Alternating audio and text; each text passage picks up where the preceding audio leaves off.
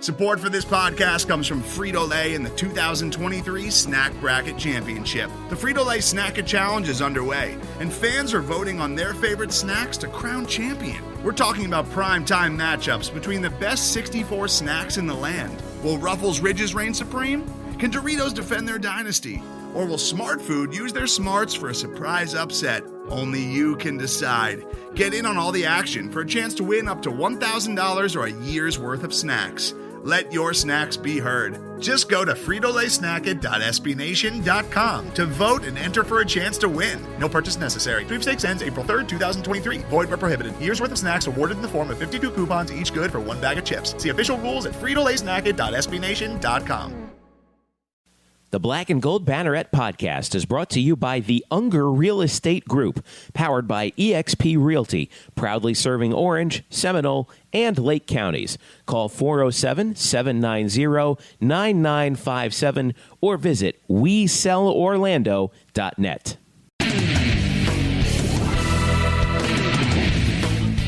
Welcome to the Black and Gold Banneret Podcast. I'm Jeff Sharon, along with Brian Murphy this evening. Eric Lopez is a little swamped with things, so he couldn't join us, but we'll hear from him a little bit later. But Brian, thanks for joining me tonight. Thank you, Jeffrey. I'm sitting here kind of in awe of the amount of publicity that UCF is getting, which we'll talk about. They actually measured this out from the title run. What is the greatest amount of publicity that you believe you've received over something that you actually did? Me, myself? Yeah. Like if you could put a dollar figure on it, like what would it be? I don't know. Do a lot of SPJ awards count? Like maybe it was a fantasy football post. I don't know. Like, yeah. Like, I don't know. Did you help some celebrity like win their pool or something? I don't know. No, I don't remember if I've helped anybody who's famous. I just help the unwashed masses. But no, I have a very hard time of judging my own value. But I really don't know the answer to that. All right. Well, we're going to dive into how much money worth of exposure UCF got from this from this title run of theirs, and that sort of made some news this week. We'll talk about women's basketball, put a wrap up on their season as their run of the women's NIT comes to an end. We have a special interview. Eric sent along this from his In the Circle college softball podcast, or just general softball podcast.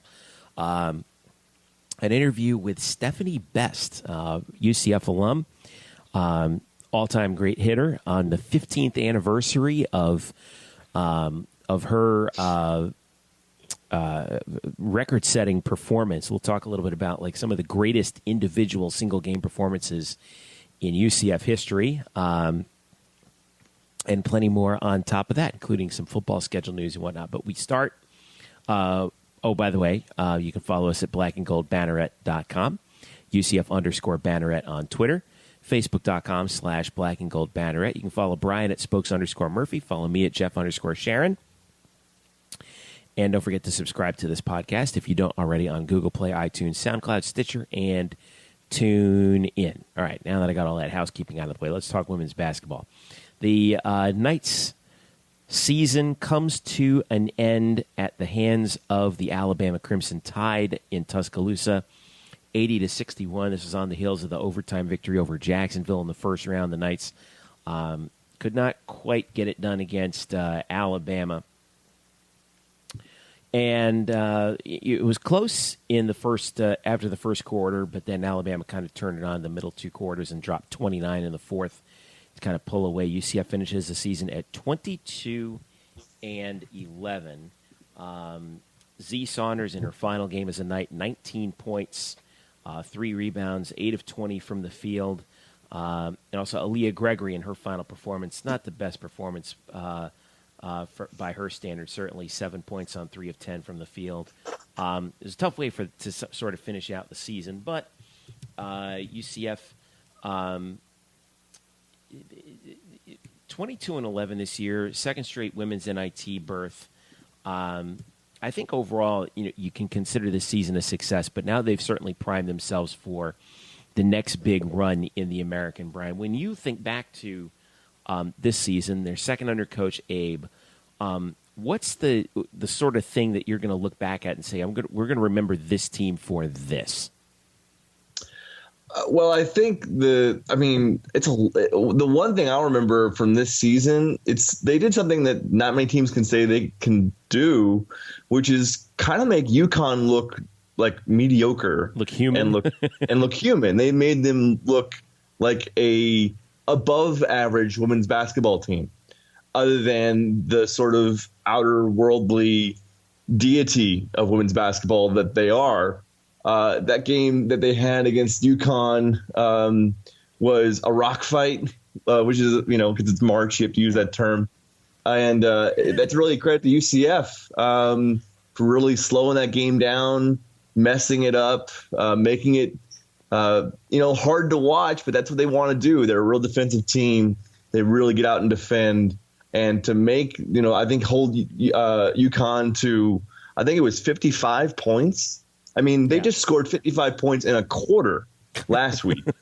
So that was one thing, even in a loss, in a double-digit loss, no less. That was certainly something to remember.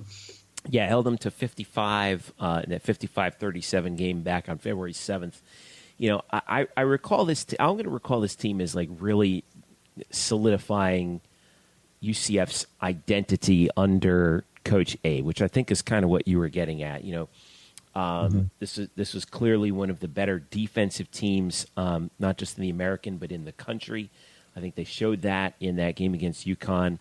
And I still think back to, what would this be like if they hadn't had so many injuries, particularly on the front line with Tolu Makore and Fifi and Dor going down. Next year should be very interesting with obviously KK Wright and the, coming back. They have some big holes to fill with Z Saunders going down, or not going down, but leaving due to graduation. And Aaliyah Gregory, who was so good last year, had some injury problems this year. But 22 wins, that's the most since 2010-2011 when they won the conference. That was the second conference championship year under Joy Williams. And tied for the most, I'm going back through the annals here, tied for the most since 1983-84, which was their final year in Division II under Joe Sanchez when UCF went 23-7, and I made it through and got to the NCAA Division II tournament back in the old Sunshine State. Well, I say the old Sunshine State Conference; it still exists, but UCF's not in it. Now. This is the part that that I really wanted to get to. Okay, segue, setup. After the game, all right, Greg Byrne, the athletic director for the University of Alabama, tweeted, "Great win today over UCF for Alabama women's basketball. We're not ready to make it more than it was and schedule a Disney parade, but we'll definitely take it. Hashtag Roll Tide." Cue UCF athletic director Danny White, who then retweeted Byrne saying, "Our policy has been to schedule Disney parades when we win New Year's Day bowl games. We've won 2 in the last 5 years. The most recent in 2017 when we were the only undefeated team in America and national champions. If y'all want to have a parade for WNIT wins, more power to you." As I mentioned on Twitter, I don't know how many times Danny White dunked in his college basketball career, but he's just been dunking all over people on Twitter over certainly in the past week or so, and definitely within the past month. And this dovetails nicely into what we were talking about, what I wanted to talk about today, which was the story that came out. Doggone it, I lost it. Here it is. Got it.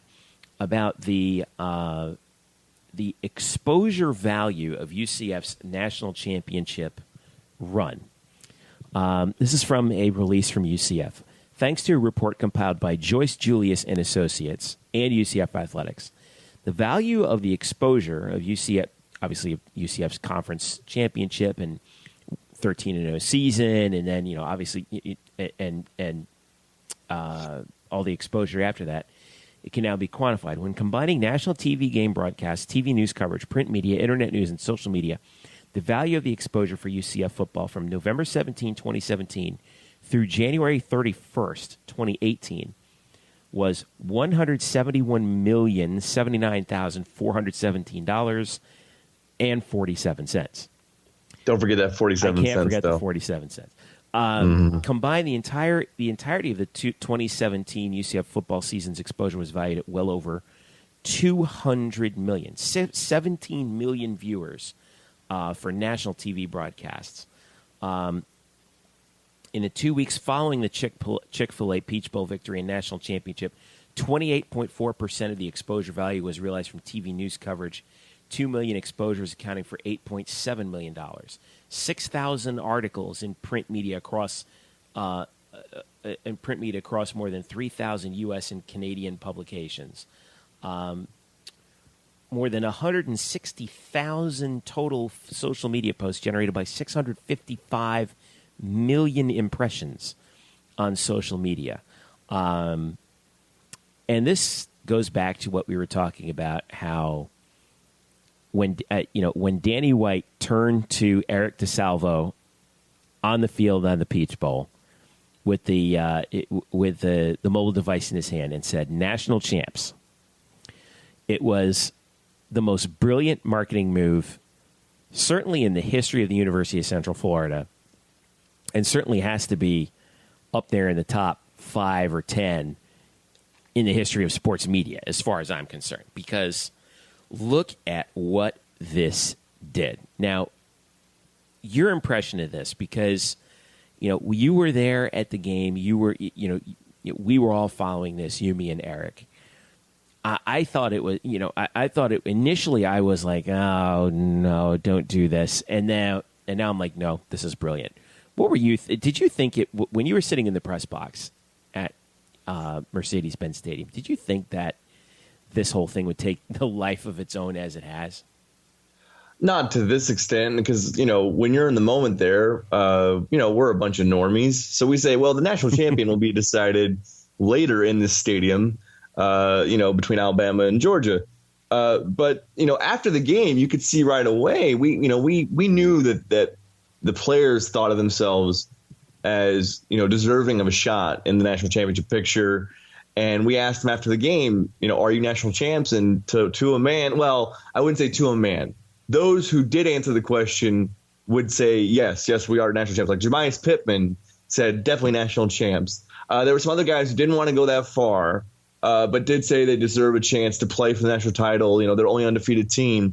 And you thought, this probably has some legs. It's certainly, a good marketing tagline for the program. And this has some legs. But to Danny's credit, to Eric DeSalvo's credit, to the whole athletics department who really got behind this and pushed it, to anyone outside UCF, to an annoying extent, it's fantastic. It plays really well. Everybody at UCF loves it because you get to put your brand out there. You get to see, UCF on national news. And the one thing I don't understand is why the people that hate UCF for this, think it's annoying and think they're talking too loud and they're climbing up, they're doing things they shouldn't do. Like, why do you keep bringing it up? Like what Alabama did after the women's NIT win by poking the bear. What are you do? What are you doing? You are making it worse for yourself. Like, don't do this. You don't need to do this because all you're doing is you're feeding into what Danny White wants you to do. He wants you to talk about this, and that's what you're doing. So just my advice to anybody who hates UCF, about for all of this talk that they've done and self-promotion and self-aggrandizing, don't respond to it because that's what they want you to do. It's the ultimate troll job. It is the ultimate troll job because and it's funny because the number one rule of PR, you could have, if you're Alabama or the SEC, you could have squashed this thing really easily by just not giving it oxygen, right? Mm-hmm. Absolutely. But this is why it played into it perfectly, because it becomes the ultimate David versus Goliath story, right? Essentially everyone around the country, I think we're in an environment here where, unless you're an Alabama fan, you probably hate Alabama. And unless you're an SEC fan, you probably hate the SEC, right? They're two polarizing things. And, when Alabama gives it oxygen, that gives everyone else who's like, neither an Alabama fan nor an SEC fan license, or I should say a USF fan like Colin Sherwin, to kind of, gives everybody license to kind of be like, this is great. UCF is just trolling Alabama again. You know what I mean? and everyone just kind of sits back and watches. And I had a back and forth with Colin Sherwin, who we've had on the show before, and he's really nice dude. Although he's obviously he loves to troll UCF fans, which great, whatever. I mean, if that's your thing, you do you, brother. But so he said in a discussion that I had with him on the Banneret Twitter account, he said, "I take a lot of that boldness and creativity over here, that's for sure. But the side effect of being mocked nationally ain't helping your cause. I mean, giving UCF national championships and everything now is a meme, and not a good one, because there were some things about how it's Louisville, when the Louisville national championship, UCF basically, somebody I think went on Wikipedia and like changed the Louisville's national championship to UCF, saying that we declared ourselves national champions. Yeah. Which I thought was great, and I'm like, don't you see? This is great. You just keep the thing going, even though you're trying to tell us to shut up and don't do it and stop, and you look ridiculous. We're like, we don't care. Why would we care? This is great. If UCF could declare itself national champions for every undeclared national champion, which, by the way, this isn't UCF declaring itself a national champion, but whatever. We've got into that before. But I'm like, this is just great. Just keep giving it oxygen, man, because you're just getting UCF out there and out there and out there, and it's just it is truly, I wrote this before, hacking the news cycle, because it just doesn't stop. They can't quit us. They just can't quit UCF, can they? No, and I think like they deserve a lot of credit too. Like Paul Feinbaum deserves a lot of credit because his vitriol. It's almost like he's in on it.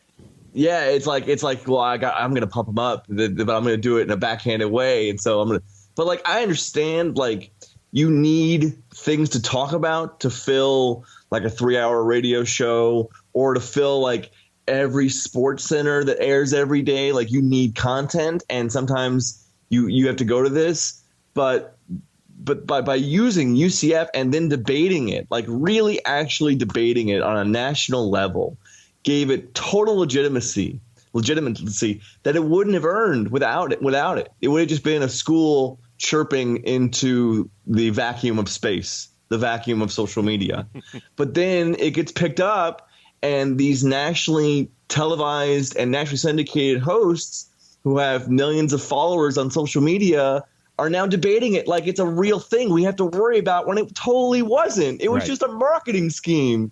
And it still breathes, it still smolders to this day. And which is why, Danny White is one of the 5 nominees for Athletic Director of the Year. I forget from what branch or who's deciding that. But like, how is it not Danny White? He created a national discussion, or was the driver behind a national discussion that still breathes months after the fact.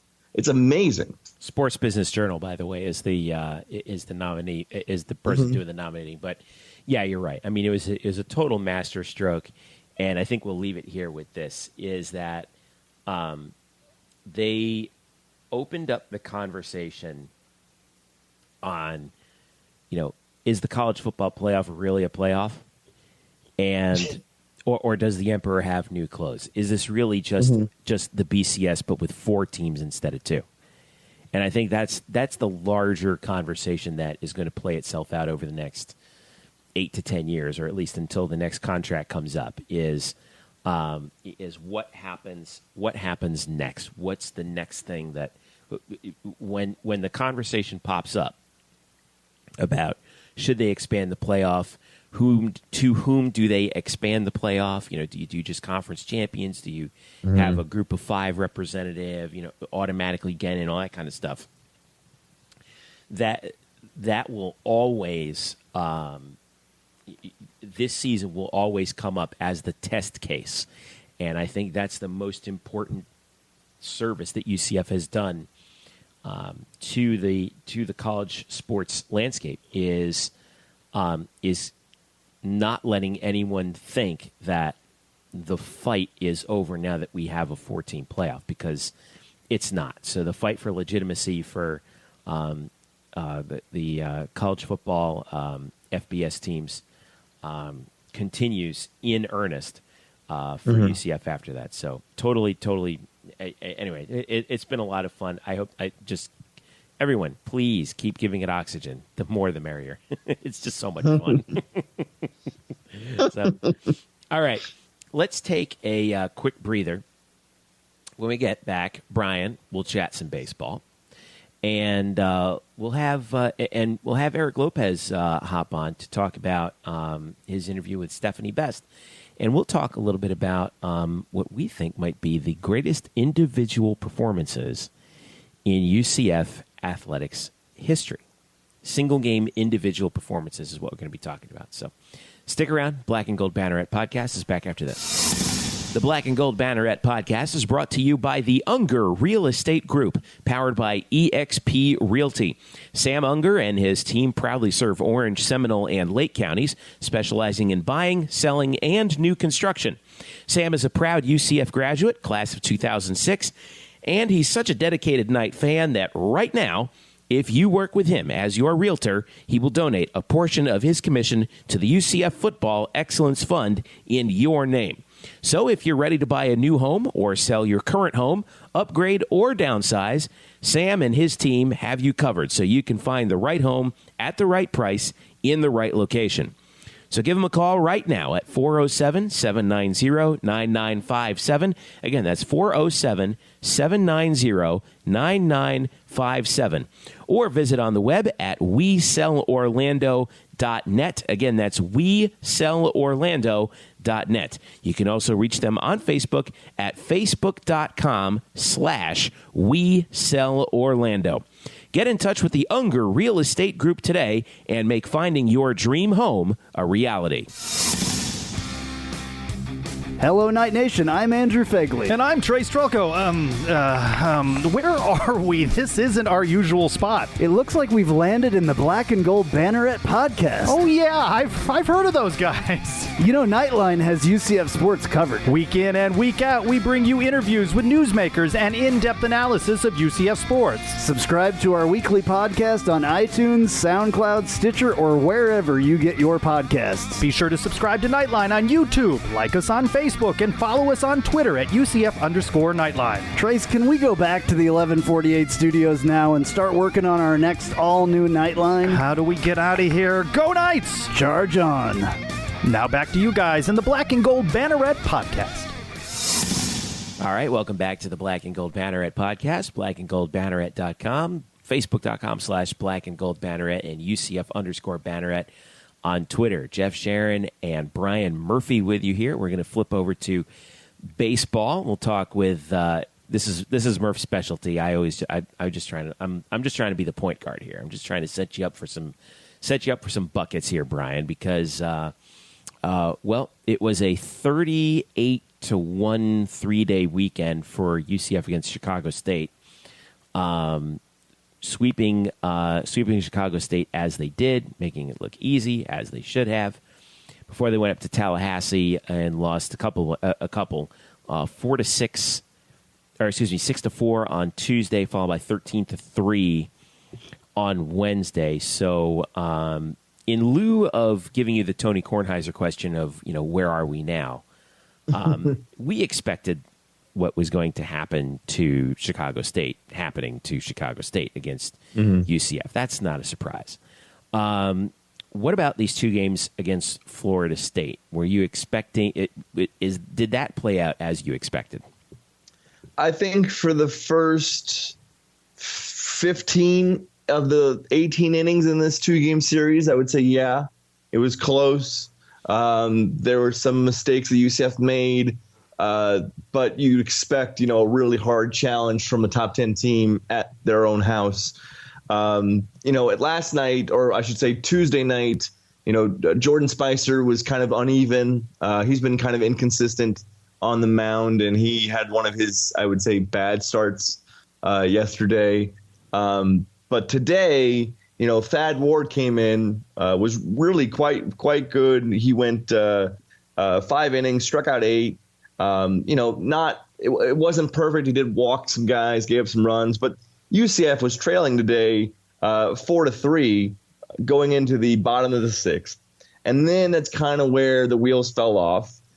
Cree Fenfrock was brought in. Cree's been basically unhittable this season. I believe he had not given a run in his 9 2/3 innings this season. He didn't have his command today. I think he had 3 walks. He gave up some runs in the 6th. His official line was 1 inning, 3 runs, 2 were earned, 2 walks. And then they brought in, so then it was 7-3. They brought in Jeffrey Hackinson, a freshman, who's been okay. And today he could not get an out, literally. He allowed 4 runs, 2 walks, a hit. There was a wild pitch. And so he faced 4 batters. They all reached and they all scored. And the final ended up being 13-3. I think people are obviously dismayed at the result, but you're going to have some bad nights. Like this was a really bad night. Like the pitching wasn't good, but also the hitting was bad. When it was 7-3, top 7, they had bases loaded, nobody out. And then UCF proceeded to have the next 3 hitters go down swinging, or actually go down just striking out. I think it was 2 strikeout swingings and then 1 looking. So, and a chance to get back into a game after FSU had gotten the lead up before, they squandered it. And then the big inning came. There were 4 errors in this game. Defense, surprisingly, remains a big problem for this team. I believe they lead the American Conference in errors committed. I have to look that up, but that was the case last week against Miami. So there's definitely some things to work on, but I think overall it's just like you burn the film from this Wednesday game. Like this Wednesday game was not something you need to remember or work on. Like there are things you can work on without looking at the film of this game, and now they move forward into quote unquote the season that counts, which is conference play against East Carolina starting on Friday night. So I think this goes one of 2 ways, right? Either it's the wake-up call you need to say, hey, guys, we still need to get better if you're Greg Lovelady, right? Mm-hmm. We're not as good as we may have thought we were when we won 13 in a row, and we have to buckle down as their next game is the conference opener, 3-game set with ECU coming up. Is it that, or is it, you know what, let's not worry about it, conference play, just forget it ever happened? Well, coaches are going to use anything they can to harp on to improve. I mean, you see Gino RM. We talked about the UConn women's Huskies earlier. Gino has to do this for his team, even in games where they win by 50 or 60, because you got to keep them focused. So I'm sure a game like this. Does anyone really believe him? Oh, yeah, right. No, but he's going to make his players believe it. Like the media knows it's a show, but he's going to drive it home to his players that, hey, you might have won, 142-50. But there was these things we should work on. So while this was probably not the best game for Greg Lovelady and crew to sit through in Tallahassee, you kind of do come back and they will use. I don't know if they'll practice tomorrow. I actually will be meeting with Coach Lovelady, and I hope a couple of the players tomorrow. So I'll see what they're doing. But this is sort of like a nice reset to things were going smoothly. They had that 13-game winning streak that was broken up by Miami, and then they responded to that by having this 38-1 shellacking weekend over a team that just really is not in their who's not in their viewfinder. Like it's a throwaway weekend. This kind of gets you back on track of this is what we need to do to play championship baseball and to be and to make a deeper run in the NCAA tournament. We had some success against Virginia, had some success obviously against Florida, who was number 1. But this is sort of a humbling moment, especially tonight, Wednesday night, where everything went wrong. Nothing was really good. It was one of the worst games of the year, I would say, bar none, to say, look, we need to focus back in on all these things and not think we can take these wins for granted. By the way, Cincinnati right now has the most errors of any team in the American with 24. UCF is second, though, tied with Houston at 21. So, and they made 4 tonight. Now, Cincinnati, I don't know their schedule, but that would depending on who they played and what they did, UCF now has a conference leading 25. And this is surprising in that, one of the big talking points, at least the preseason, was like the defense is going to be better because Matthew Micah is, one of the best defensive second basemen in the conference. And that, Brandon Hernandez is a tremendous, fielder at short, and that their outfield's more athletic. So they're going to be, saving balls in the gap and stuff like that. But it's not been pretty. It really is. It's been some times where it's like, wow, it's not good. It's a lot. I don't know if it's as bad as you could have possibly imagined. Like this, maybe Lovelady was just sort of feeding us lines and trying to pump up the team to kind of gloss over their defensive weaknesses. But defensively, this team has been poor. Yeah. Well, they're going to have to pull it together real quick because coming up is East Carolina. And as we look at the standings in the American, ECU right now, 16-4 overall. So that right now they're actually, even though we don't have any conference games played until Friday, they're sitting in first place. Wichita's at 14-4 in second. UCF 17-6. They're in third. USF 16-6. They're in fourth. Now this is before conference plays obviously started. But we know about ECU and last year the team that they had where they really just had a shockingly bad regular season. Everything went wrong. Yeah, everybody got hurt. Everybody got hurt. And then they pulled it together in the tournament and got within one game of winning the whole thing anyway out of the 8th seed, out of the dead last seed. They come in number 1 in the conference in earned run average as a team at 2.15. UCF, incidentally, is second at 2.43. And if you look at the hitting statistics, pretty much everywhere you look, it's the same 3 teams. It's some combination in the hitting statistics, team hitting statistics so far, of UCF, USF, and ECU. Team batting average, on-base percentage, runs scored, you name it. So this is a critical test right off the bat for UCF against ECU. We know about Cliff Godwin, who used to coach here under Terry Rooney, moved on to take the ECU job and has been there ever since. Big 3-game set to open the conference slate.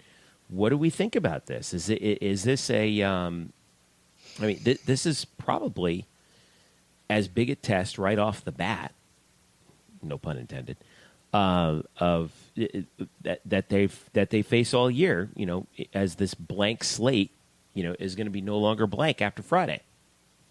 Yeah, and it's going to be really fun to watch if you like good pitching. Greg Lovelady announced his rotation for the series back on Sunday and said it would be Joe Sheridan on Friday, Chris Williams on Saturday, J.J. Montgomery moving into the weekend for Sunday. That's why you had Jordan Spicer and Thad Ward pitch in Tallahassee. So tackling the UCF pitching staff first, which again, yes, like you said, like right there with ECU, the best, if not second best, or second best, if not the best, pitching staff in the conference.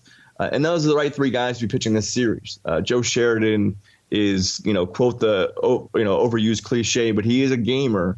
He really fights. He's got a good sinking fastball. He just seems to give them a solid start whenever they need it. They needed him to give, the team 7 innings after the bullpen game against Bradley that went 13 innings last Tuesday, and he did against Miami. He pitched really well against Miami and kind of got stuck with a loss there. Chris Williams was the Friday night starter opening the season and has been basically the entire year. I think they value his experience in that role more than anything. I think stuff-wise, he's clearly third among the 3 guys in that rotation. But I think the experience and that he's pitched pretty well earns him a spot. And then J.J. Montgomery had to be among the three. Like, he has been a phenom thus far for UCF. He's a tremendous strikeout pitcher, big power breaking ball, mid-90s fastball, really dominant, in midweek starts. So to see him pitch in the weekend on conference play is going to be great. But on the other side for the Pirates, if their weekend rotation lines up as I assume it will, and UCF will be facing Trey Benton, Chris Holba, and Tyler Smith on the weekend. The highest ERA among those three guys is Benton at 1.69. He has struck out 36 batters in 32 innings with 2 walks. Chris Holba has struck out 35 in 30 innings with 4 walks. And Tyler Smith has also only walked 3 in 23 and a third. And again, they don't have an ERA above 1.7. It's going to be it's going to be tremendous baseball if you love low scoring games. And we'll see if UCF bullpen can rebound a little bit. The Finfrock thing against FSU tonight, Wednesday night, I think was like, one of the things where you're going to have a bad outing, and he did. He's given him some walks, more walks recently, so maybe there's a problem with his command and some mechanical issues he needs to fix. But he's been stellar. And then obviously you look at Garrett Westberg and Bryce Tucker and Eric Heppel, and those guys have been nails. So it's going to be fantastic. If you enjoy 3-2 baseball games, which again, I understand it's an acquired taste, but it also means you're probably going to get out of there within like 3 hours or less, then you're going to enjoy this series. One other thing I wanted to point out about ECU, they also have 4 of the top 16 hitters among qualifiers in the American, too, by batting average. Brady Lloyd right now is second in the conference in average at .434 behind Ryland Thomas. They're the only 2 guys who are hitting over .400 right now this season. Jake Washer is 4th in the league at .385. He's got 5 doubles to his credit. Lloyd, interestingly enough, no home runs. Only 7 runs batted in, but his on-base percentage is .508. Bryant Packard this season for ECU hitting .354, and then also Connor Litton at .333. So this is no slouch in terms of in terms of average for this East Carolina team. Any concerns right now about yeah, it might be a low-scoring, might be 3 low-scoring games, but they can hit a little bit too, no? Yeah, and I think what's interesting about ECU is like you look at those averages and like, wow, they're just bashing the hell out of the ball, and they're really not. Like they're just getting on base. Yeah, like they're beating you with 1,000 cuts basically. They have 13 home runs to the team. That's not a very high amount after 20 games at all. But a lot of these guys don't strike out a whole lot. Brady Lloyd, who you said is leading the team at .434.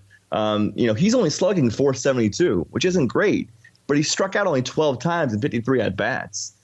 Jake Washer, 10 strikeouts in 52 at bats. They make you field the ball. They put the ball in play, which is also fun to watch. If you like baseball, you understand that one of the problems with the sport right now is the 3 true outcomes. With only baseball has, a third of the action in the game is a strikeout, a walk, and a home run. There's really no ball on the field. ECU is going to make you get them out. They're going to put the ball in play. They're going to make contact. They're going to go gap to gap, and they're just going to get on base. So it'll be interesting. I talked just a minute ago about how UCF's defense has struggled, and they're going to need to be in tip-top shape to really defend this ECU team that's going to make them work for every out. Well, the game Friday, and it's a big one, 6:30 p.m. on UCFnights.tv at John Giuliano Park. 6:30 Friday, 6:30 Saturday, 1 p.m. on Sunday. All those games will be on UCFnights.tv. We are expecting Friday night this to be the grand opening of the brand new John Giuliano Park. They are expecting to, at least last we heard, and we're recording this on Wednesday night, 2 nights beforehand. We are expecting that game to be the grand opening. The upper decks will be ready to go behind home plate. The boxes and all that kind of stuff should be ready and open. So at least that's the last I heard. You too, right? Yeah, I asked about it again before the Miami game, and I had a source that said, yeah, it's still on track. So, right. it was initially it was supposed to be open for the Florida series, the home and home against Florida. That didn't happen due to a delay in shipping materials or a shipping delay in materials. But yeah, this is supposed to be Friday. Supposed to have the new home plate tower section open. With the suite area and the second level seats. Like obviously the park's been open.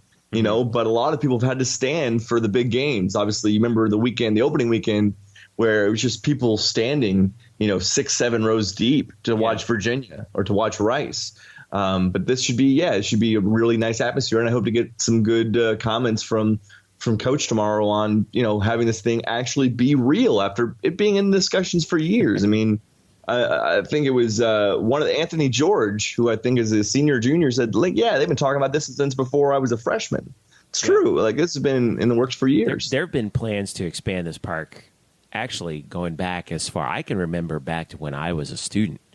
They were thinking about it too. Like, hey, one day we're going to expand this. We're going to, put seats down the line. More seats down the line. We're going to expand the press box. We're going to do this. We're going to do that. We're going to have to try and get this thing ready, maybe one day host a regional.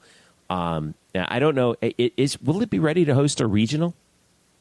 I don't know that. We got to find that out. I'm not sure either. I will ask, but I will bet that I don't get an answer on that, because no one's going to want to say like, yeah, because then no one's going to want to count those eggs yet. Especially in baseball. I don't think anybody's going to say like, yeah, we're preparing for a regional here. They're going to give me the whole one game at a time thing. We're not looking that far ahead.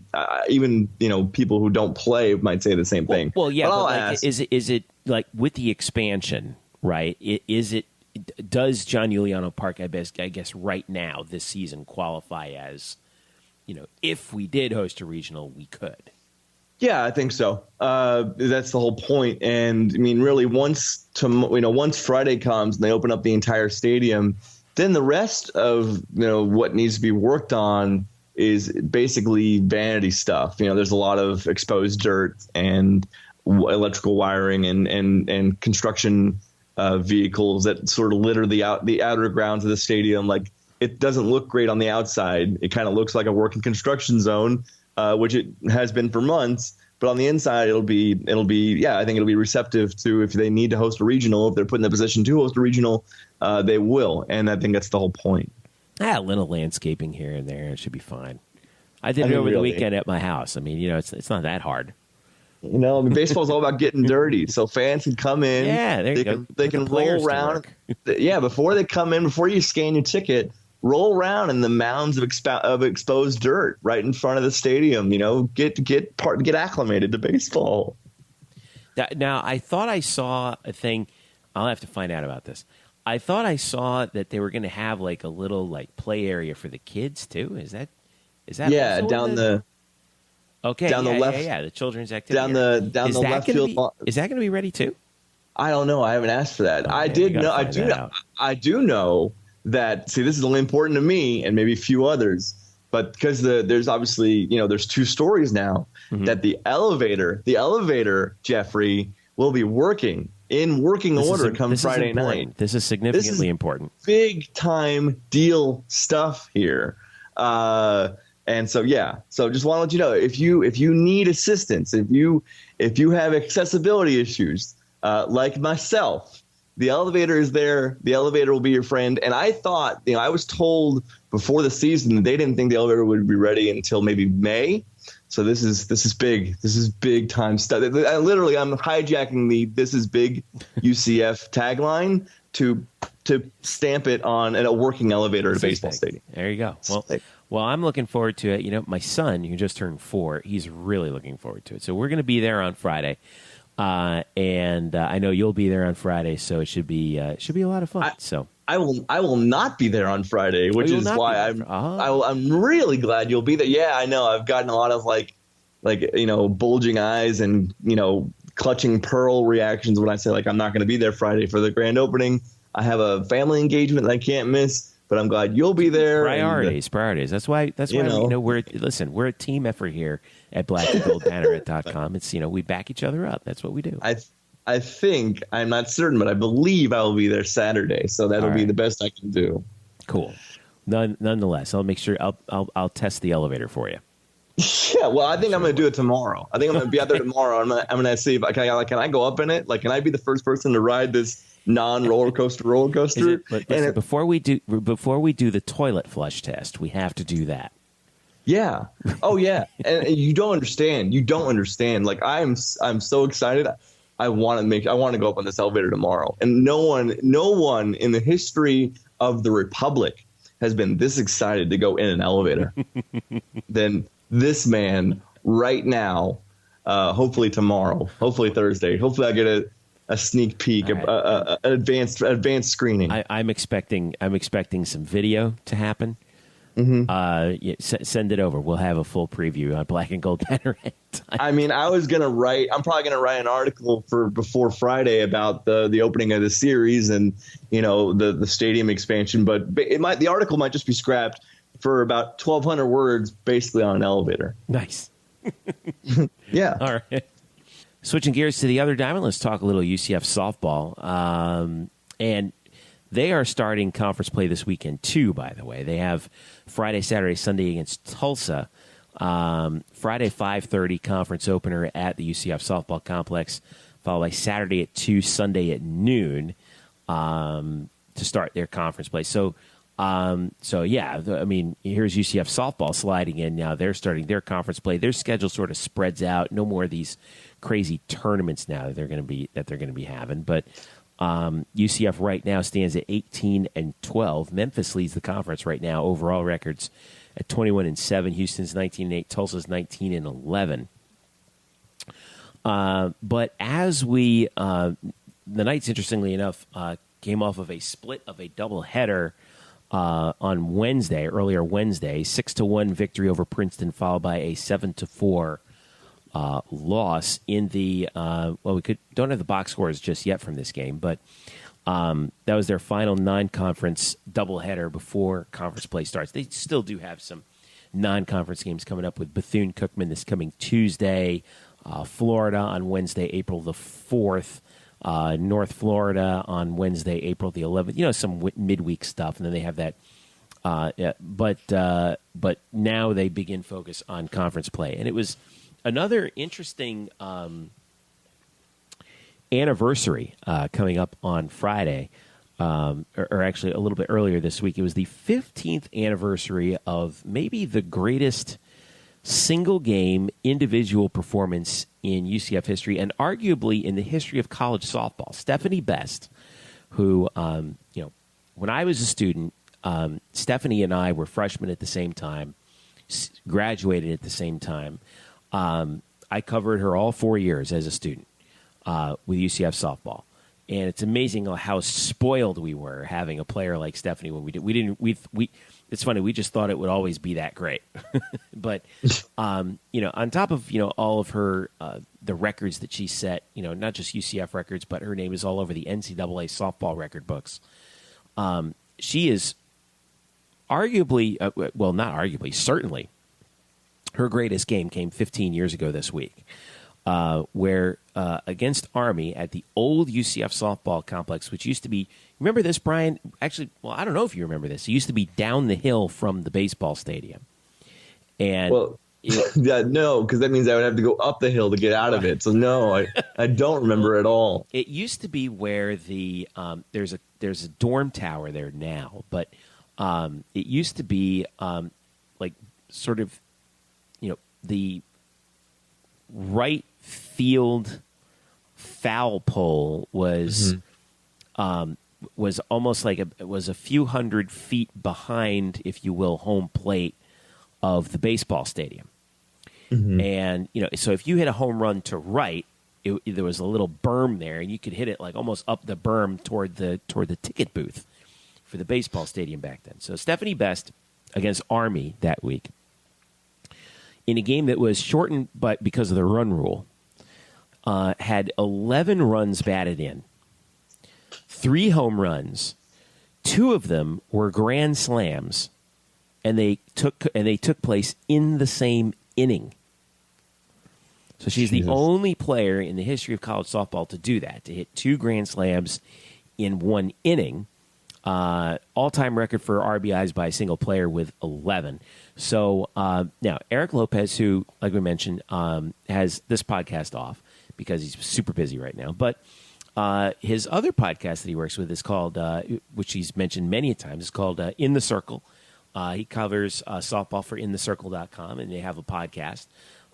And earlier this week, he caught up with Stephanie Best, who runs now her own coaching business called Pro Swings. You can check that out as well. But he caught up with Stephanie just to look back at that performance and her time at UCF. And we have that interview here. So here is Eric Lopez with former UCF softball great and UCF Hall of Famer Stephanie Best. All right, joining us now is the UCF Athletics Hall of Famer, first softball inductee in 2015, and, of course, one of the greats in college softball history, holds 3 NCAA records that she accomplished 15 years ago this week. She hit 2 grand slams in the inning back on March 19, 2003, when UCF played Army. That tied the NCAA record for most grand slams in an inning with 2, most grand slams in a game with 2, and she also had an NCAA record 11 RBIs. She went on to have a great career at UCF, where she holds all the significant offensive records, went on to the pros, won an MPF championship with the Washington Glory in 2007. I speak of Stephanie Best, who joins us now. That's a lot of criteria. That's a lot of titles there for you. Congrats on all that, first of all. Thank you, Ela. That was a pretty great introduction there. Thank you for that. All right, so we are at the 15-year mark, March 19th, depending when people listen to this.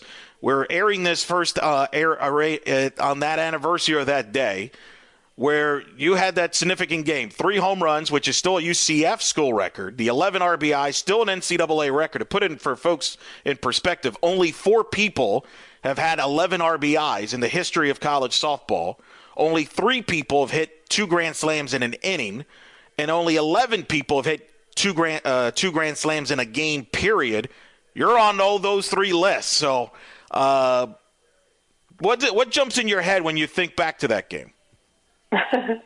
I don't know. The softball gods were with me that day for sure. It was a special day. I think it's really cool, and it kind of makes me feel old a little bit too. If that was 15 years ago, I think I'm a little bit in denial of how old I've gotten. So, but it's really exciting. I still live close by UCF, and UCF obviously it's 4 of the best years of my life getting to play for the university. So it's really cool just to get to be on this side now and get to reminisce about some of those special memories and teammates. So it's a lot of fun just getting this phone call from you to get to put myself back in that time frame.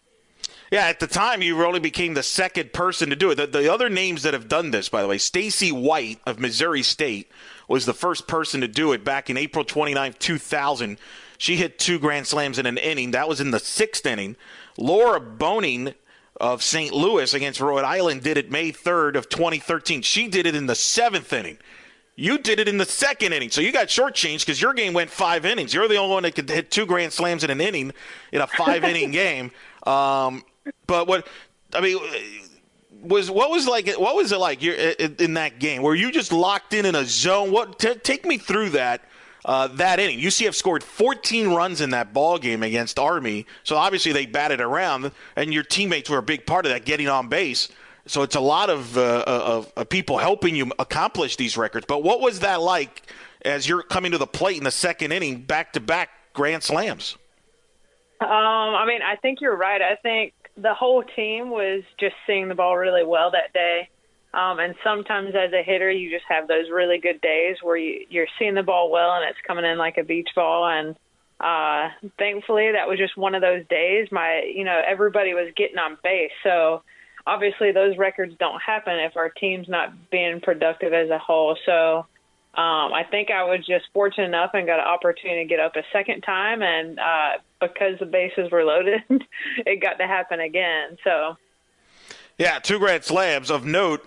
Everybody in your lineup scored at least 1 run. That is a remarkable. Janae Shithoster scored 2 runs. She was the leadoff hitter that day. Rochelle Schmidt scored 3 runs. So they got on base. As that game is going on, were you even aware what you were doing? Definitely not at the time. I mean, we were essentially still a brand new program.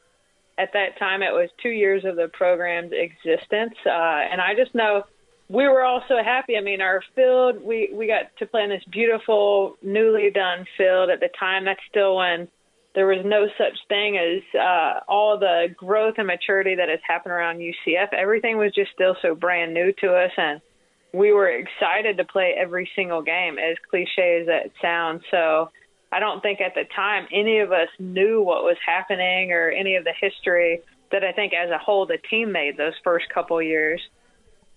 Yeah, no, second year, we'll get into how you got to UCF.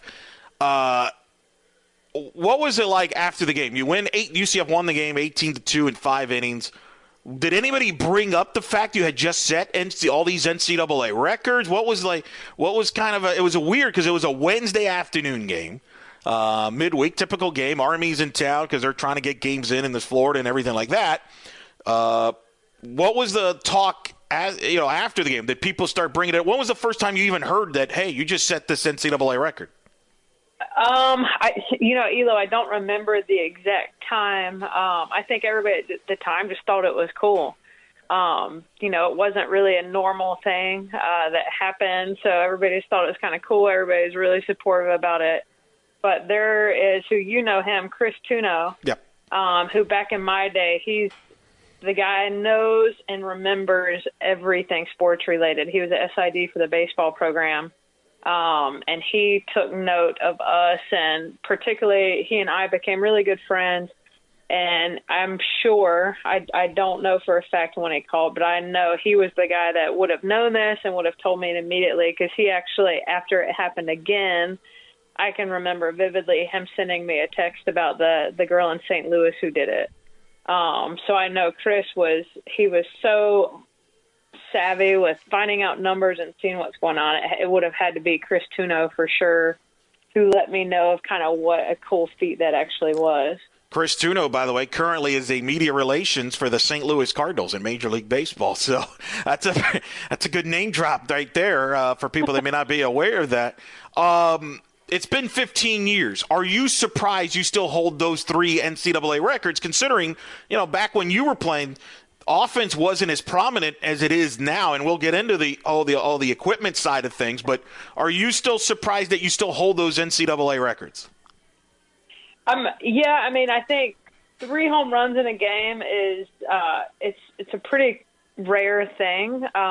So I'm excited. I'm still a part of kind of what's going on, but like you said, the hitters are just unbelievable, and what we've been able to see in the recent history, even Lauren Chamberlain, Tierra Romero, people like that in the more recent years have just completely destroyed most of the records, made history. So I think for me now and kind of where I'm at in my professional career, I just think it's so cool watching these young players make history now and do what they're doing. So I think I don't know if I would say surprised. I mean, you only get 3 at-bats sometimes in a game, 4 at-bats at most typically. So I think numbers-wise, as far as respecting the numbers part of the game, I still think that's going to be something that'll be hard for any player to do, even on our luckiest day.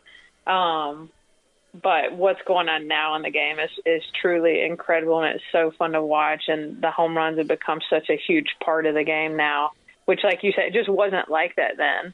No, it wasn't. But now it's such a mainstay.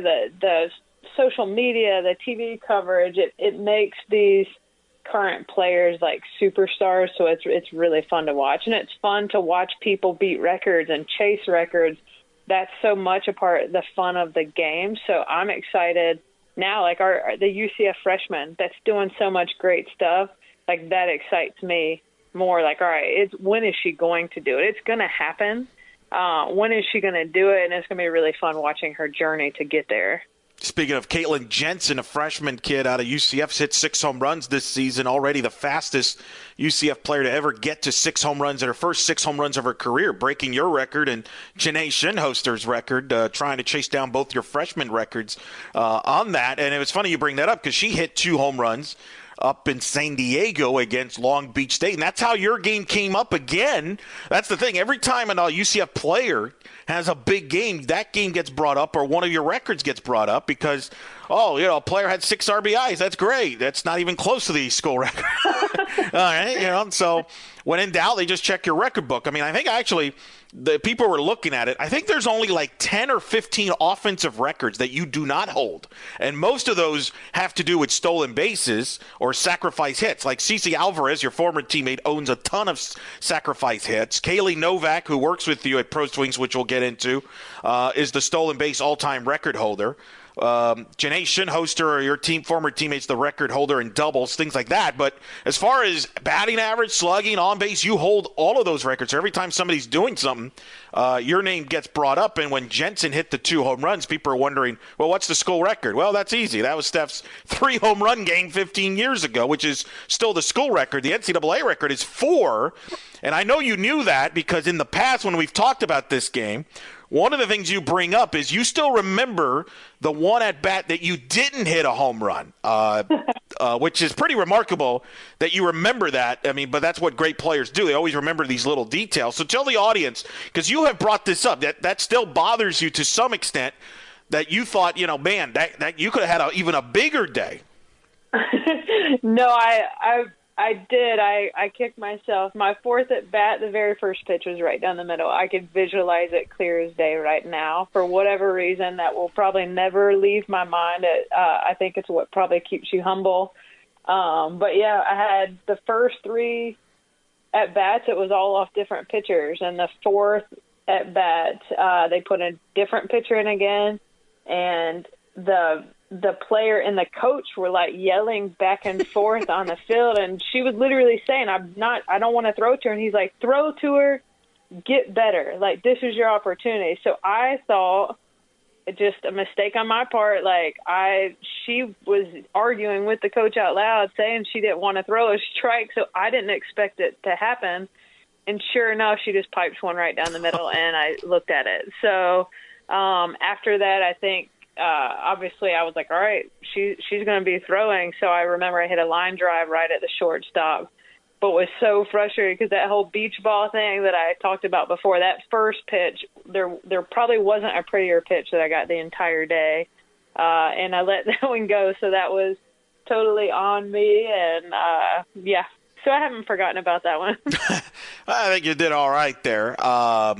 So if I gave you a choice, you have the record right now, NCAA record, 11 RBIs in a game. You have the record for 2 grand slams in an inning, 2 grand slams in a game. You also, people don't realize, you led the NCAA in home runs your senior year in 2005. You hit 26. Of those accomplishments I just mentioned, if I told you, okay, you're guaranteed to keep one of those accomplishments, which one would you keep? Oh, gosh. Can I get rid of one? Can I get rid of my errors? I didn't include that in the list. Nobody needs to know that stuff. I mean, oh, gosh. If I could keep one, I don't know. It was obviously that game was incredible to have. To get to have a title of knowing you hit the most home runs in the country is probably something I'm most proud of. My senior year was leading the country in home runs. So that's something it's one of those things after it's all said and done, you get to look back and be like, all right, that happened that year. It can't change. So I'd say that's one of the cool things that has stuck, or I think when people talk about myself or Pro Swings, that typically is one of the things that's mentioned, the home run hitting part. So that's a pretty special occurrence or number to me that happened that year. But I mean, like you said, nothing can really take away from the feeling or how cool that one game was. But So if that's a fair answer, I guess. No, that's fair. Now, and if I remember, and I think you've told me this in the past interviews about this game, wasn't that like one of the first games that your mom actually saw you play in person? And I know that she was in attendance, and that made that game even more special because of that? Yeah, it was. My mom was in town from South Carolina, and then my best friend, a girl named Stephanie, came. It was her spring break. So she went to school at Wake Forest at the time, so she came to Florida for spring break. Knew nothing about the game of softball. She was like a basketball fan and a cheerleader, so she was not like a huge softball fan necessarily. She was just coming to hang out, and then she was like, "What in the world? Do you just hit a home run every time you go up to bat?" Like, she had no concept of what was really going on. So I remember thinking that was really funny that she was there, and that's kind of what she saw to expect, which is obviously not real as far as what happens on a normal basis. No, that's a pretty good game to the pick from. We're speaking with Stephanie Best here on In the Circle on Fast Pitch News. Holds the NCAA record for most RBIs in a game, tied with a bunch of other players, 11 RBIs in a game. 2 Grand Slams in an inning, 2 Grand Slams in a game.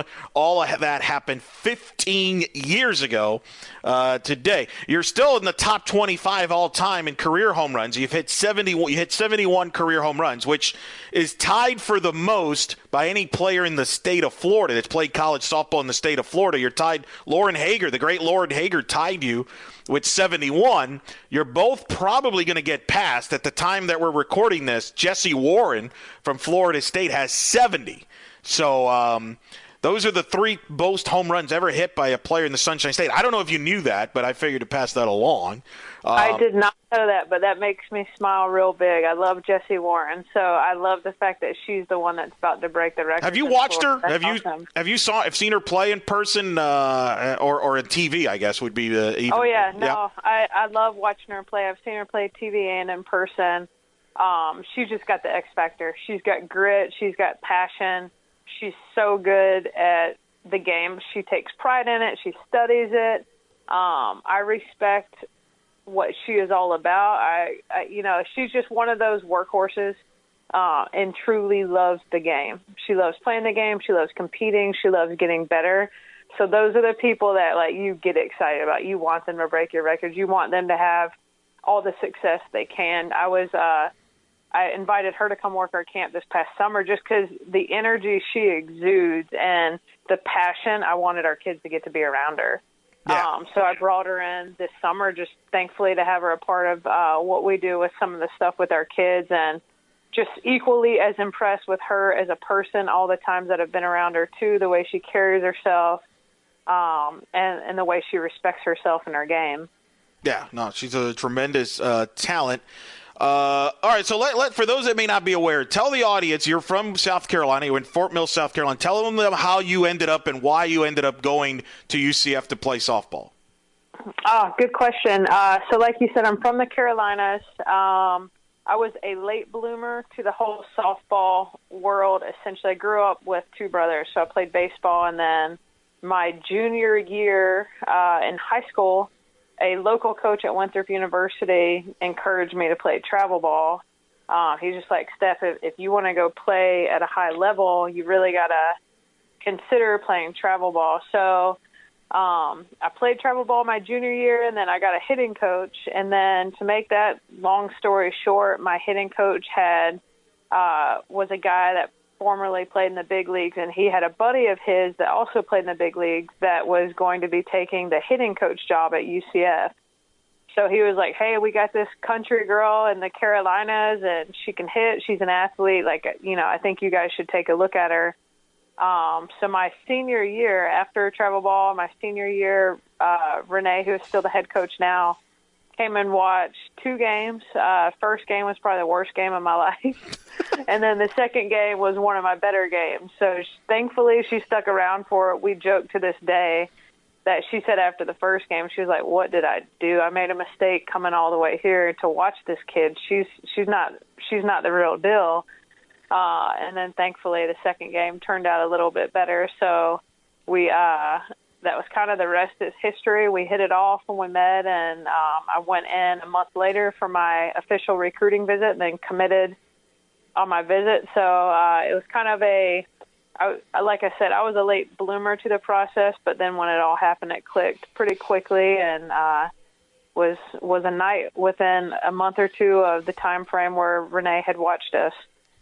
Renee Lurs-Gillespie, you mentioned, and that was at a time where she had just come from Texas Tech. She was starting this UCF program from scratch, so it wasn't like you were walking into an established program. You were the first ever recruit.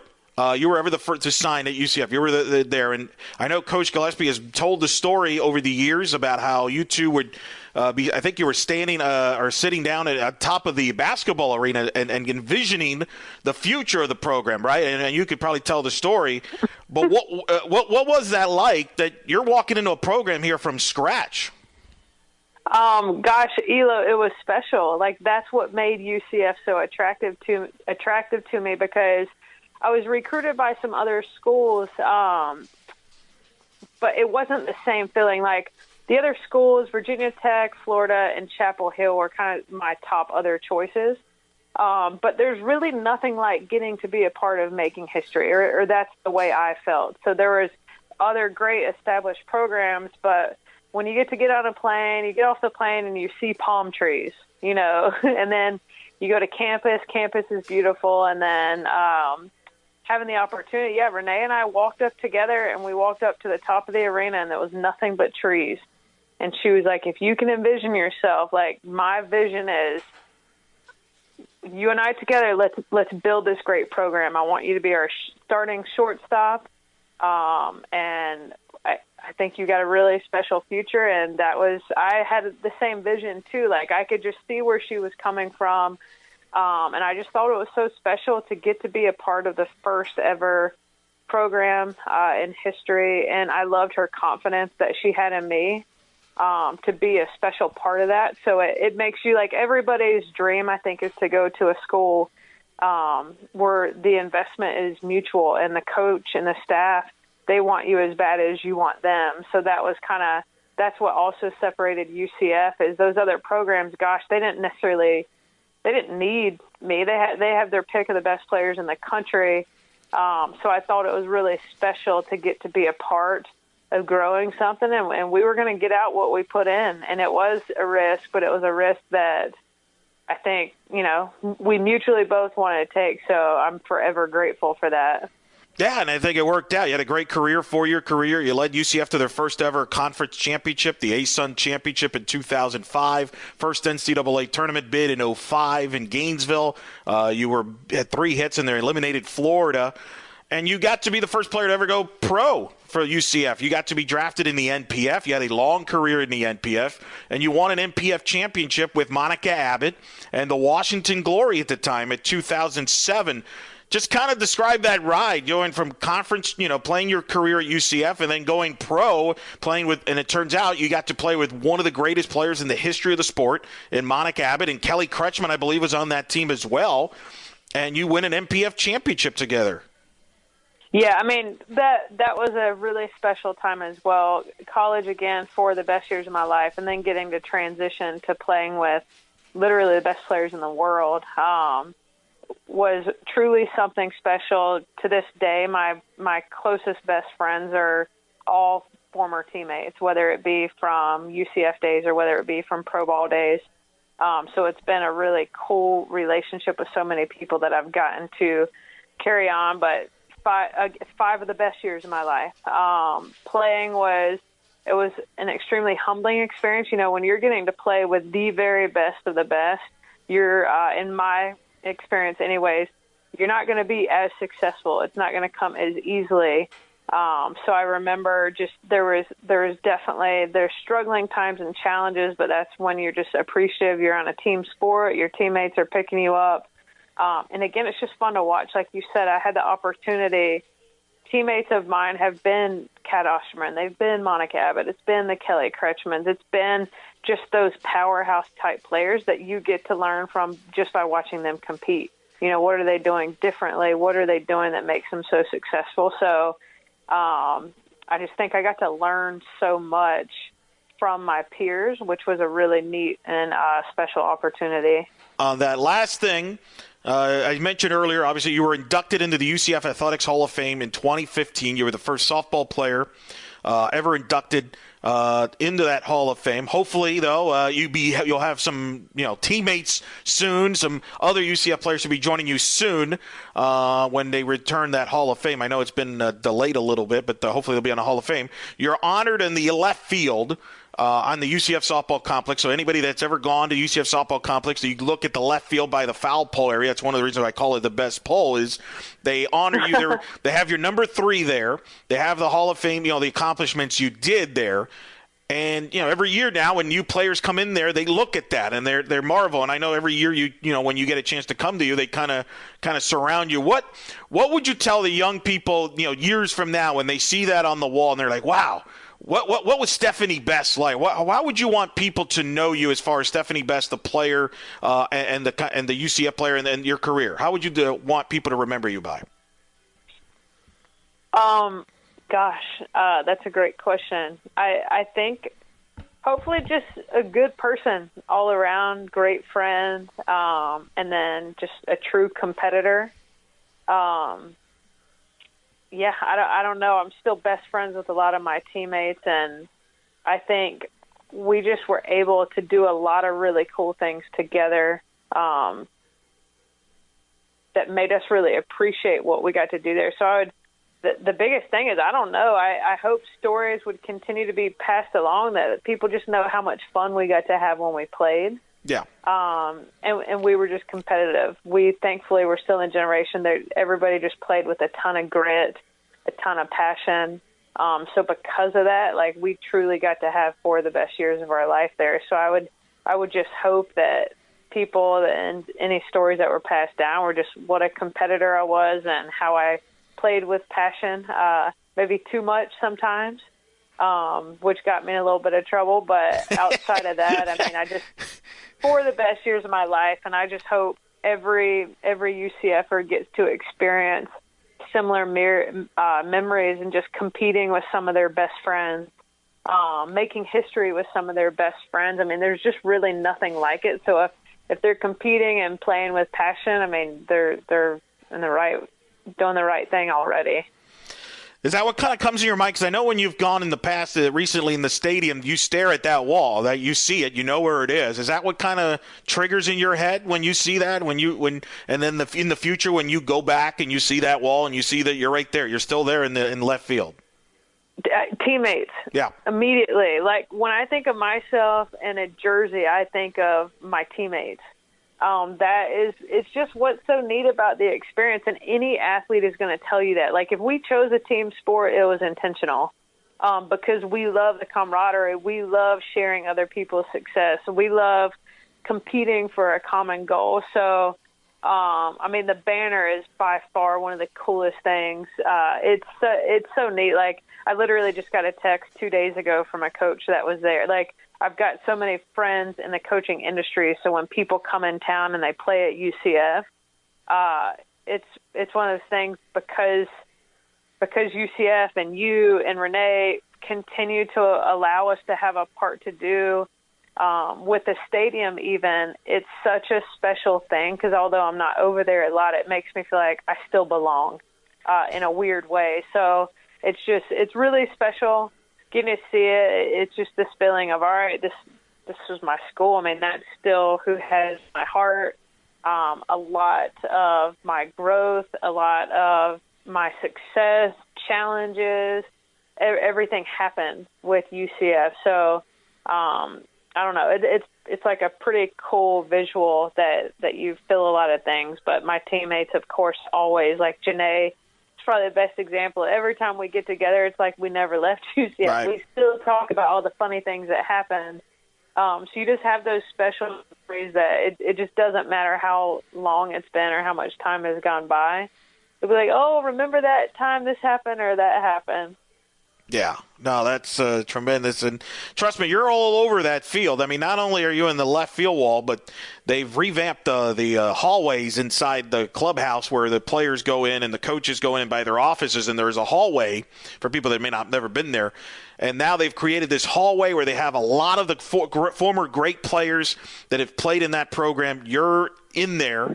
And then on the other side of that wall, there's the section where they have all the conference championship teams, which includes your 05 team, and there's an NPF section where all the NPF players that have played at UCF, which includes yourself, your jersey in a frame is up there with Kaylee Novak, who played. Shelby Turner is currently playing for the Chicago Bandits. Allison Kime, who played at Rockford, and Brianne Javier, who played with USSSA there. So the point is, you're all over the place. So I don't think people are forgetting you anytime soon. I'm just going to go on a limb. Well, I'm thankful. I think it's such a tough thing when our 4 years are up and we graduate, it's a lot of our identity had to do with being an athlete on campus, and you're so much a part of everything by default. So I think it's tough for us older ones to really know when's the right time to be involved or when can you come by that you're not stepping on toes. And it just feels weird because when you're no longer a part of the team, again, that's what made you feel so secure. That's what made you feel so comfortable and excited. So when you kind of come in as an individual, it's not as comfortable. So to know that the school still wants you to be a part of it or still supports the alumni, and has special things up, like you mentioned, a lot of the other girls, it means a lot to us because it helps us be like, no, it's okay. Even though we're technically not on the current team, like it's still okay to come by. It's still okay because we are a part of the Knights, which is a cool thing. Yeah, no. So you'll have to thank the decision makers for us on that, because I can promise you we're all extremely appreciative to just get to be a part of the facility. Well, I know it starts with the head coach. I think you know her well. Coach G knows that kind of stuff's there. So among others, they've made those decisions. And by the way, this is coming up the 15th year anniversary of the NPF, so you might get honored there as well with your career that you distinguished in the NPF. You played there for 4. So you're going to be honored a lot this year. So just keep some of your calendar dates, because I have a feeling people are going to be from NPF. People are just contacting you. So Stephanie Best joining us here. A few hours from Pro Swings. You can check her out at proswings.com for all the details on that, on Twitter, on Facebook, Instagram, as she mentioned. 15 years ago this week, March 19th, 2003, she set 3 NCAA records that still hold today, with 2 Grand Slams in an inning, 2 Grand Slams in a game, and 11 RBIs in a win against Army. All those 3 NCAA records still hold today. Stephanie Best, thank you for joining us on your anniversary. Congrats. Happy anniversary. Hopefully we do this every 5 years for anniversary. Talk about this record, right? I love it. Thank you, Elo. Thanks so much for having me on. I appreciate it. All right, well, that was Eric Lopez with Stephanie Best. You can catch more of that on In the Circle, which is the softball podcast that he runs for Fast Pitch News. fastpitchnews.com. So, and Eric does a great job there for them, and it's just been, he's becoming the Peter Gammons of college softball, and it's kind of frightening a little bit. But anyway, well, actually, I wouldn't say Peter Gammons. I'd call him more like Buster Olney, right? Because he's not reporter notebook guy, with a golf pencil. He's out there with recording podcasts and taking care of business in the modern fashion. So, Sure. So we thank Eric and the folks at Fast Pitch News for that. Be sure to check them out. Also, In the Circle SB on Twitter if you want to follow that. So, all right, back to you, Brian Murphy. Hey. So so Stephanie Best, 11 RBIs in a game in 2003 against Army, 2 Grand Slams in 1 inning. I'm not That's called the Fernando Tatis. Yeah. Didn't he do it from both sides of the plate? No, he was only right there, but he did it off I believe both of them came off Chan-Ho Park. Okay. Well, yeah. Chan-Ho, though everyone loves Chan-Ho Park. But anyway, let me ask you this, because Eric and I are trying to compile this for possibly a little listicle that we're going to do on the Banneret, and we've been asking everybody around. So I'll ask you, if I put out there, name me some of the greatest individual single game performances that you've ever seen by a UCF athlete. Obviously, Stephanie Best comes to mind, but what comes to mind in your opinion? Because kind of a little bit of a younger generation guy around here than me and Eric, us old fogies around here. So wait, how old are you, Jeff? I'm 34. So you're a year older than me. Well, you're a year older than me. Yeah, but I mean, listen, nobody's perfect here. But anyway, saying I'm a younger generation. I mean, I appreciate it, but I just want to correct. I'm giving you some credit here. I agree. I understand, but I'm a true journalist. I search for truth and justice. Generation anyway. is such a fungible term anyway. But anyway, greatest individual performances in any sport, single game. What comes to mind? I'm going to steal one from Eric. The game that Kevin Smith had in the was it the conference championship game against Tulsa? Yeah, where I believe he had 257 and 4. This is off the top of my head. I have not looked that stat up, but like it sounds right. I think he had 257 and 4 in a conference championship game. I would go with Brandon Marshall in the 2005 Hawaii Bowl, who had more than 200 yards and a few touchdowns. For football, that really stands out to me. Yeah. Smith had 284 and 4 in that game. Yeah, I mean, really, just put up some numbers. Why don't you? So those two things I thought stood out to me. I would say even Mackenzie Milton versus Memphis, even though he threw a couple interceptions that almost lost him the game. But let's not talk about that because it didn't happen. Because like he basically was their entire offense. And I believe I'm correct in saying he had like 3,500 yards of total offense by himself in that one game. We'll just go with that, not fact check it. Again, true journalism. And he had like 10,000 touchdowns. That was statistically a fantastic performance. Basketball, you had Bo Clark scored 70 points in a game. Now, again, I know this is before like the D1 era. By the way, that was before the 3-point line too. Yeah. And I don't care. You score 70.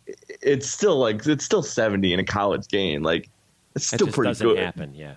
No. I would say Matt Williams hitting 11 threes in a game against USF, no less, last January 2017.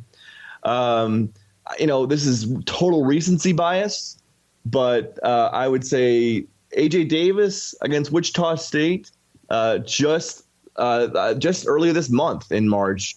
Where he was the best player on the court, on a court that had Landry Shamet and Shaq Morris. He hit like 6 out of 9 threes. He had like double-digit rebounds. He blocked a few shots. He had some steals. He scored more than 30 points. It was really like so obviously we know it's one of the last games that AJ's had in his career, and one of those games you sort of look back on like, wow, that was the AJ Davis game. There's no doubt that was the AJ Davis game.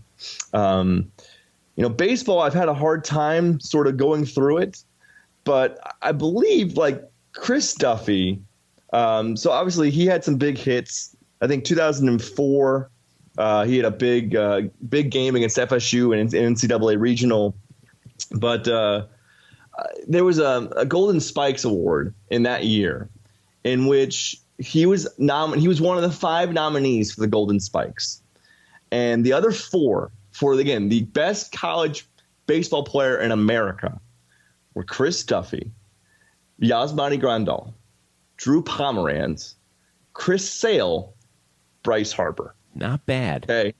So just saying, like, it wasn't a single game, but for a year, Chris Duffy was as good, theoretically, as was Bryce 2010 was that 2010. Year. Yeah, 2010 was that year. So, I think I was thinking of D. Brown against FSU. Yeah, D. Brown had. Yeah, that's right. D. Brown had that huge game against FSU. He was really good. Duffy had that. I mean, there was that one Duffy game that he had. I'm going to go with volleyball.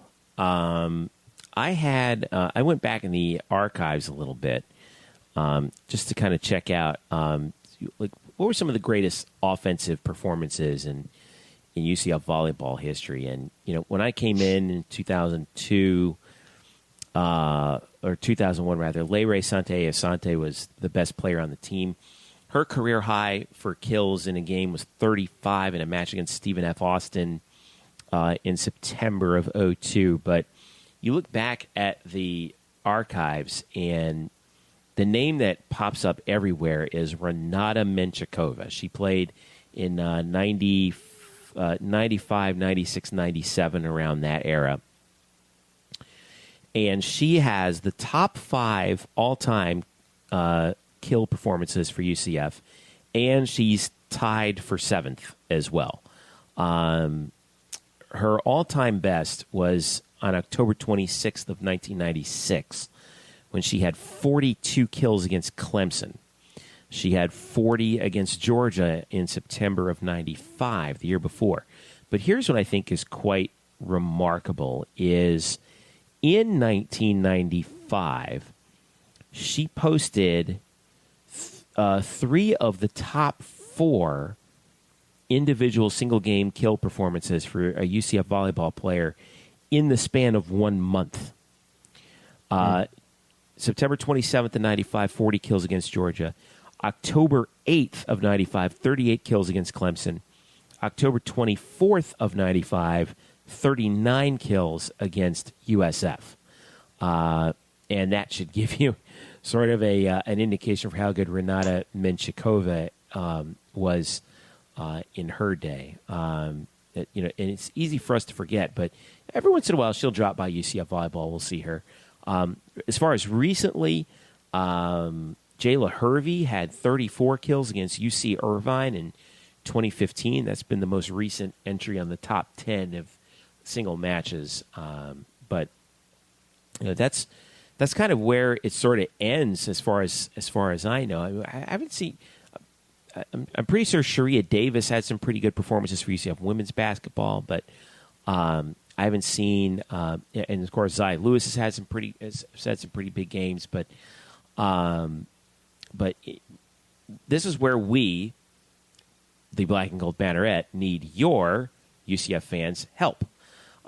Because we want to, especially some of you old timers out there who might be listening to this, or if you know somebody, some friends out there who are doing this, hit us up on Twitter or Facebook, facebook.com/Black and Gold Banneret or UCF_Banneret.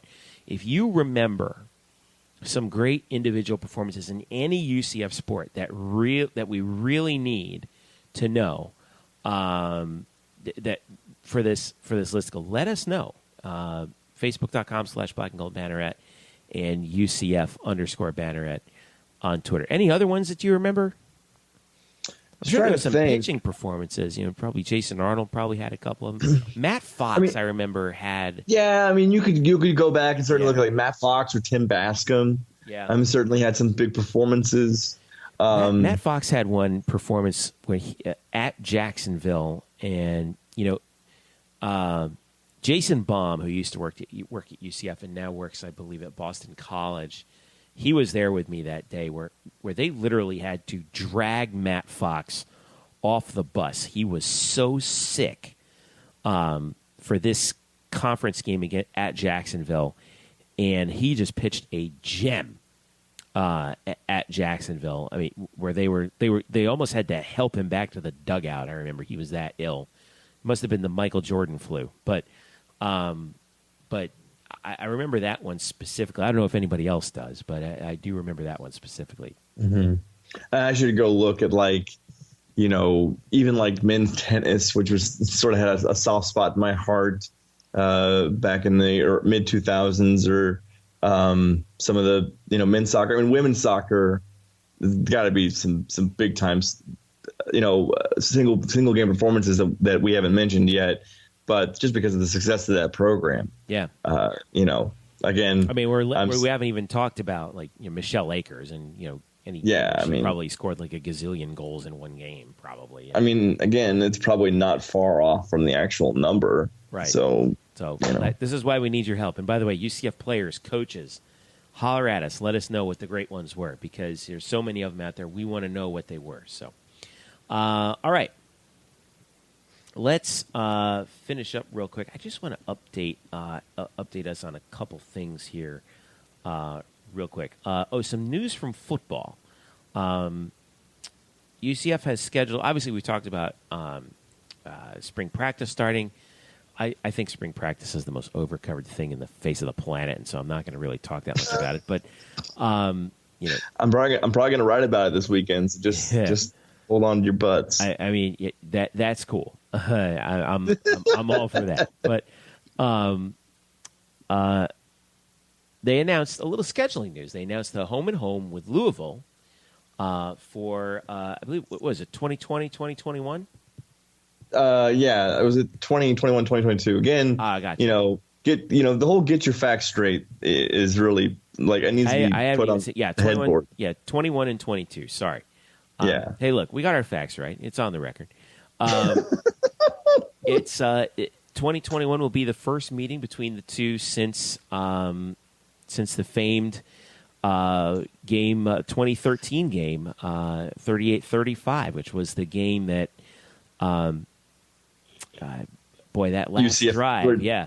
UCF ruined Louisville's championship hopes. Yeah, wrecked Louisville's BCS crashing hopes, and in turn, I think that game, it didn't just vault UCF into national attention that year, that ended up being the Fiesta Bowl year, but I think really started this new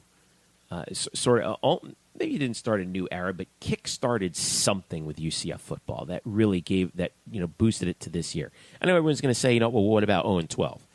I almost think you have to throw that out as the outlier of all outliers, and UCF will get another shot at Louisville, 21 and 22.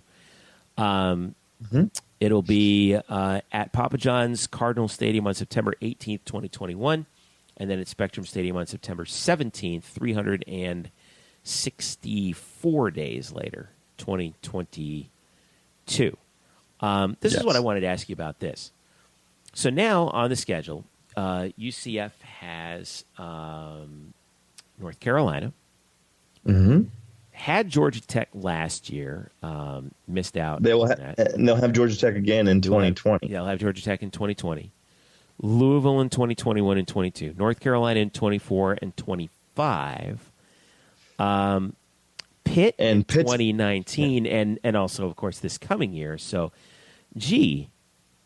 Brian Murphy, a lot of ACC schools popping up on this schedule. Why is that? It works so well. I mean, they're already in the AAC. All you need to do is take all the merchandise, stitch out one letter for a letter that already exists in the name, and then you're set. I mean, this is the easiest conversion in the history of sports, as maybe Bill Walton would say. Do I dare speculate that come the next round of conference realignment, that the ACC gives UCF and USF a call? Probably. I would say that they look. You need to also still be good. So there's that. But I think someone made a funny point on Twitter about one of the national headlines was that from like Brett McMurphy or one of the guys who covers college football, and said that Louisville or UCF bolsters its out of conference schedule by putting Louisville on their schedule in 2021. And someone else, I think, shot back like, no, Louisville bolstered their out of conference schedule by putting UCF on it.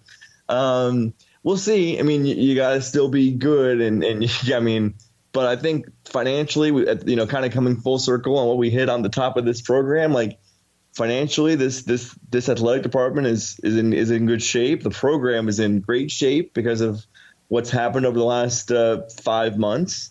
So that always helps. Even if you stumble, even if you have a bad year, this program, this team is still athletic, is still financially viable. Yeah. It's got a huge, obviously we know it's got a huge alumni base. So it's always going to help with ratings and attendance. Well, maybe not attendance, but whatever. Let's hope so. I'm done with that. That was literally my last jab at UCF attendance ever. If it's not, we'll make something up.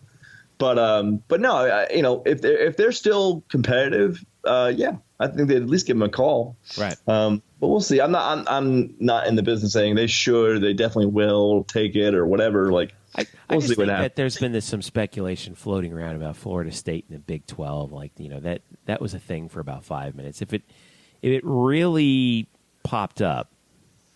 That I just found that interesting. So, but anyway, I want to recap real quick a couple things before we go. Men's tennis. They earlier on Wednesday knocked off Arkansas 5-2 and beat Miami 4-3. And Indiana this week. So the men's tennis teams won 4 in a row, all against Power 6 opponents. Minnesota, Indiana, Miami, Arkansas. They have Princeton coming up on Friday before they travel out to Oklahoma State on March the 30th. Then they have 3 matches in the American before the American Athletic Conference Championship. Women's tennis, on the other hand, they are, by the way, men's tennis, I should mention, is they've bumped their record up to 8-6 with that 4-match win streak. Women's tennis right now, 12-2, coming off of their victory over East Carolina, off their victory over Clemson. I'm sorry. Earlier on Wednesday as well, a 4-3 win over Clemson down at Lake Nona as well. They have the Ivy League circuit coming up. Yale and Brown. Yale this Thursday, and then Brown on Tuesday, followed by FIU. That's at home as well before they head out on the road to Tampa to play USF. They have 3 more matches after USF before American Athletic Conference Championship play in Dallas. All right, let's wrap it up. Brian Murphy, what do you have coming up this week? I will, like I said, I will have an article on the site before Friday's conference opener about that conference series against East Carolina for UCF Baseball and the long-awaited finish of the John Uliano Park expansion. And I believe I'll be writing a little bit about spring practice, which I went to this week. Like I said, like you said, you love it so much. I mean, I know you said you don't, but I'm reading right through it. I almost like it as much as National Signing Day. Yes. So, we talked to some players and Josh Heupel, so I'll have a little bit on that and some other stuff that I'm currently working on. Cool. Well, I'm looking forward to that. I know that at least I'll get my spring football fix from you, Brian. So that's probably all. That's really all you desire at this point. I'll be at the game on Friday night. I'm taking my son, so that's going to be a lot of fun. I won't be in the press box, obviously, but it'll be nice to be there. Hoping to get some photos out there, like we said, it should be a good time coming up as UCF Grand opens opens in Grand. I don't know how you. Can you turn grand opening into a verb? How do you do that? I don't know how to describe it because the stadium's already open. Right. It's not the grand opening of the John Uliano Park. It's been open since February. Right. So I think I'm going to say has that been but the soft open though? You know how you open up like a new store. Right. So this is like the grand completion of the John Uliano Park expansion, which is just too many words to describe a certain one particular thing, but that's the best I've got. Well, it should be a big night, though, for the baseball program. I've been hearing that a lot of folks, a lot of alumni are going to be there. So I'm interested to see who's going to be coming out to that. So it should be a lot of fun. All right. So, by the way, folks, and particularly you, Brian, where can everyone reach out to you? Oh, okay. I'm in. Did I catch you off guard on that? No, I mean, you kind of put it out there at the top of the show, so I figured, I don't know, do we need to drop our Twitter handles twice? Yes, constantly. Okay, yes, okay. Promotion 101, brother, yeah. So I'm at _Murphy. If you like UCF baseball, you probably know this already because I'm like last week, John Uliano came up to me and was like, hey, whenever I'm not at the games, I'm always on your Twitter feed. Like you're great at this. I'm like, I'm just writing 280 characters. It's not that hard, but like if you I would have been like, baseball, cool. Can you name the press box after me? You know? Yeah. I mean, Ian's already saved me a seat, which I feel like is redundant. Ian McDougall, our SID, he's already saved me a seat in the press box, but again, that's sort of redundant. So I am at _Murphy, and I will be tweeting out things mostly about #sports. Now that the Oscars are over, It's mostly just sports. It'll be a lot of baseball, both pro and college from here on out. And whatever comes to mind, who knows? Cool. And you can hit me up at Jeff_Sharon as well. Don't forget, you can holler at us at UCF_Banneret on Twitter and also on Facebook, facebook.com/Black and Gold Banneret. And as always on blackandgoldbanneret.com. Tell your friends about our podcast. Make sure you head on over to Apple Podcasts or wherever you get your podcasts. Give us a rating, a subscribe. We are on Apple Podcasts, Google Play, SoundCloud, Stitcher, and TuneIn. Brian, thanks again, brother. Good night, Jeffrey. All right, and thanks to you for listening. This has been the Black and Gold Banneret Podcast. We will catch you again next week.